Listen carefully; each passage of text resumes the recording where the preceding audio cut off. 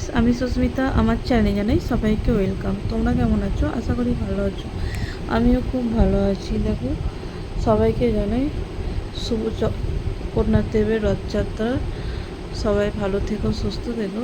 চলো, রেডি হয়ে আমি কোথায় যাচ্ছি? রথ দেখতে যাবো। সত্যি কথা বলতে কি, সকাল থেকে যেহেতু একটু মনটা খারাপ ছিল, বাড়িতে একা একা ভাল লাগছিল না।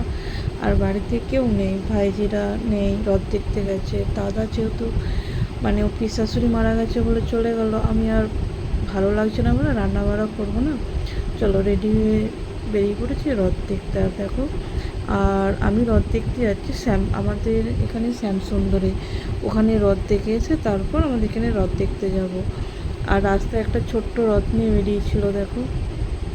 আর শ্যামসুন্দরে রথ টানার শুভ সময় হচ্ছে 11:46। আর এই ধারে দেখো পুকুর, পুরো জল টপ টপ করছে। আর আমাদের মানে রথতলা একটা পুকুর আছে, ওই পুকুরটা কোনো দিন জল মরে না, জল একই থাকে। পুকুর মানে এক পুকুর জল সবসময় এনি টাইম একই রকম থাকে।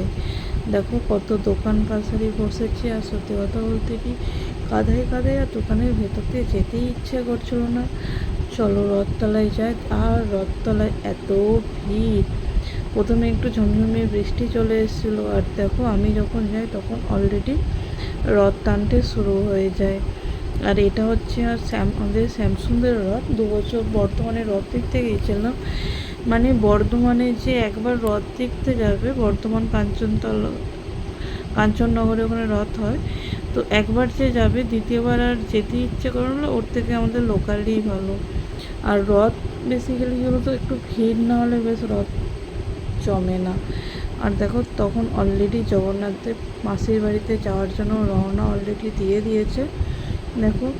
আর সত্যি কথা বলতে কি, রথ আমাদের এইদিকে আমাদের গ্রামে আগে ছিল না। এই বছর 3-4 হবে আমাদের গ্রামে রথ হচ্ছে। আর বাইরে সেইভাবে রথ দেখতে যাওয়া হয় না।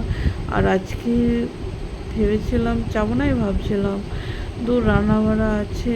তারপর সকালবেলায় দাদা বললো যে আমি থাকবো না, তুই তোর মতো করে রান্না করে নি। তাই বললাম দূর, আমি আর একা জন্য কী আর রান্না করবো।